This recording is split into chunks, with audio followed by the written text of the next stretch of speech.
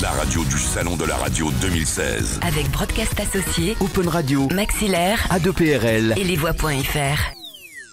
Et avec Nicolas Croiset également qui est avec nous de la société ITAS et qui vient de nous rejoindre parce que c'est bien beau effectivement de parler dans un micro ou dans un téléphone d'ailleurs, mais encore faut-il qu'il y ait des pylônes, des antennes qui relayent ensuite la voix et qui permettent de l'envoyer là où on voulait l'envoyer. Nicolas, bonjour. Bonjour. Alors donc ITAS, c'est un petit peu son métier en fait à cette société de s'assurer qu'il y ait des pylônes, qu'il y ait de la diffusion, qu'il y ait tout à fait, oui. Tout à fait. ITAS c'est en fait à l'origine un fabricant de pylônes, un fabricant d'antennes.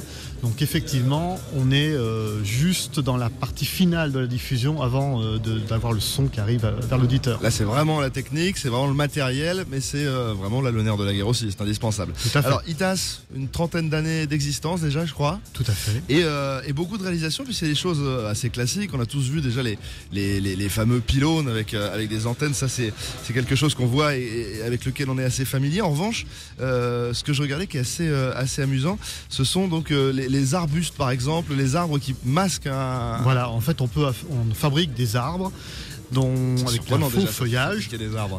Tout à fait. Et en fait à l'intérieur on retrouve des antennes. Donc c'est essentiellement ça, destiné aux opérateurs de télécom, pour pouvoir mettre des antennes dans des palmiers, dans des sapins, etc. Alors vos clients c'est qui en fait? Qui s'adresse à vous pour avoir ces pylônes ou ces antennes? Alors, on a les radios, ouais. Déjà pour commencer, pour la partie FM. On a également donc, tous les opérateurs de télécom pour la partie pylône. On vend énormément d'antennes en termes de FM. On a le fameux double ITAS, oui. Qui est une des antennes les plus connues du groupe. Oui.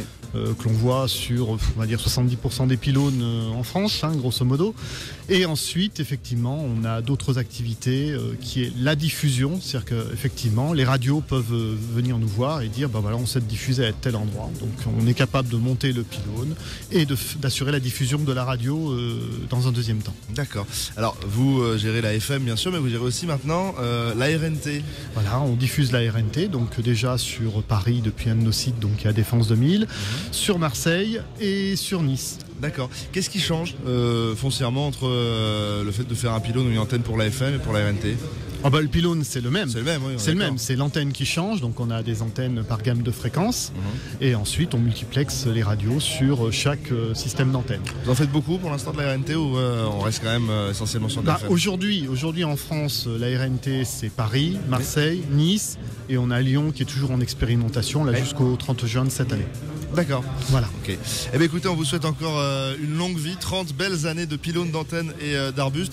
Vous avez d'autres, à part les cheminées et les arbustes, vous avez d'autres projets pour masquer les pylônes?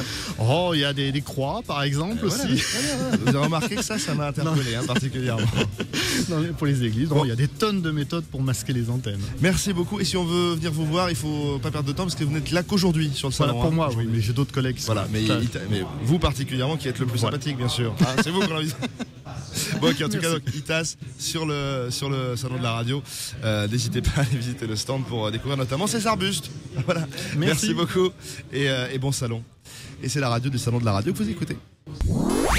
Chaque jour, des débats, des analyses, des commentaires. Retrouvez l'essentiel du Salon de la Radio 2016 sur salondelaradio.com et sur la lettre.pro, la radio du Salon de la Radio 2016.